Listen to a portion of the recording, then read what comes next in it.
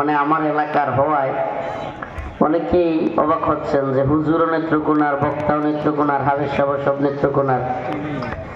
আসলে হাসার বিষয় না, এটা আপনাদের জন্য লজ্জা। আমার আলোচনার আগে আবার ঠিক কয় লজ্জার হইলে কি মানুষ ঠিক কয় নাকি একটু অনুশোচনা আসে, একটু ইয়া হয়। শুনেন, আপনারা হয়েছে কি জানেন, আল্লাহ মাফ করুক, আস্তাগফিরুল্লাহ, নরসিংদীর মানুষ হয়েছে দুনিয়া মুক্তি।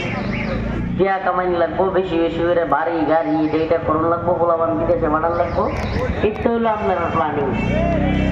আরেকটা মজার কথা কই আপনার, এরা খালি যে আমার এলাকার এরকম না। এই যে বাইরের ছেলেটা দেখছেন, আনাসের ভাই, আপনাদের হুজুর আনাস তার ভাই, সে হলো আমার মাদ্রাসার ছাত্র। মানে আমি যে গাজীপুরে যে মাদ্রাসা করছিলাম, এরা এই নুরানি নাজারা পড়ছে হইলো আমার এনে।